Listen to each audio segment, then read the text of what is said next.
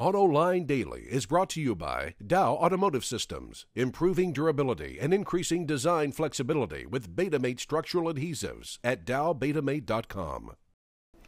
Here are today's top headlines. Toyota is accused of hiding crash data. GM splits its sales and marketing staffs, and Honda unveils a cool little electric car. Up next, we'll be back with the news behind the headlines.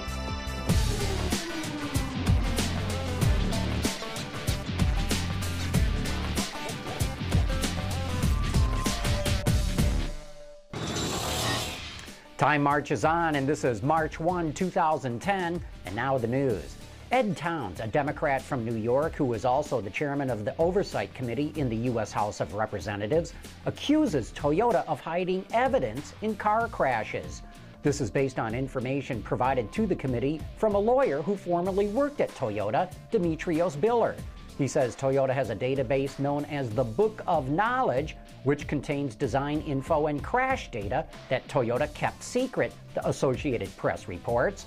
Toyota says it is not uncommon for companies to object to certain demands for documents made in litigation, and that it will maintain the confidentiality of competitive business information and trade secrets.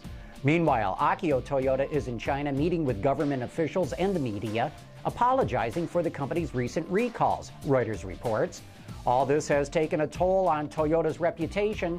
Consumer Reports says 60% of Toyota owners say they would buy another one, but that's down 10 percentage points from a couple of months ago. Even still, it's higher than the brand loyalty for Ford, Chevrolet, and Dodge. Automotive News is reporting changes on GM sales and marketing staffs. It says those duties are being split up. Sales executives for Chevrolet, Buick, GMC, and Cadillac will now report to Mark Royce, president of GM North America. They had previously reported to Susan Dougherty, the vice president of marketing for GM North America, and Dougherty continues to report to Royce. The Wall Street Journal reports that GM is thinking about putting more of its own money into restructuring Opel to get financial support from European governments. GM wants money from Germany, Spain, Poland, Austria, and the UK. And it looks like it will put some of that cash into launching a compact all-electric car for use in urban areas. The AFP reports that the new model is expected to be smaller than the company's B-segment Corsa.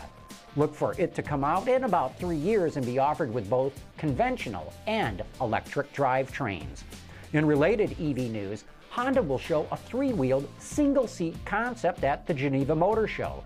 Called the 3RC, it's the company's vision of a zero-emissions commuter vehicle.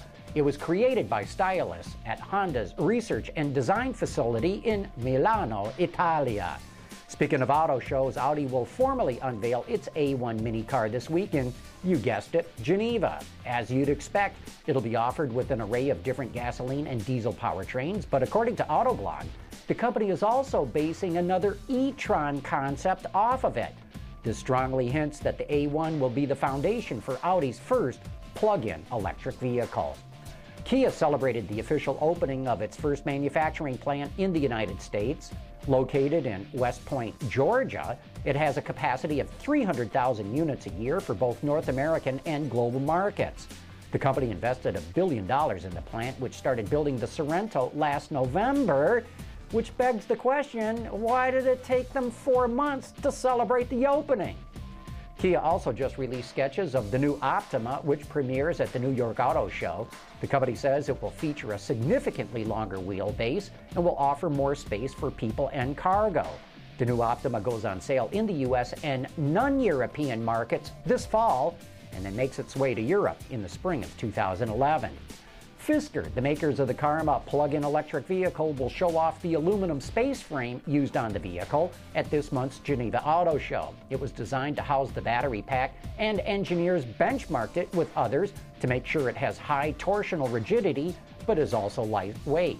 It also exceeds global crash standards. The frame will be manufactured in Finland by Velmet Automotive. Coming up next, I'll take you on a blast down the road in the Bentley Supersports.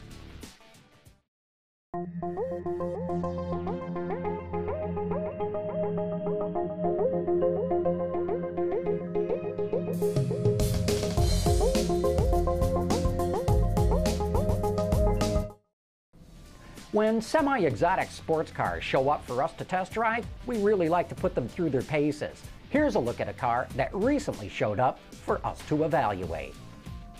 Here's my instant impression of driving the Bentley Continental Supersports. First thing you have to realize is that under the hood is a W12 6-liter twin turbo with 621 horsepower, coupled to an all-wheel drive system and a 6-speed ZF transmission. Now this is a heavy car, almost 5,000 pounds, but when you do the math, 621 horsepower, just under 5,000 pounds, it comes out to 7.9 pounds per horsepower. And that, folks, puts this car in exotic car territory.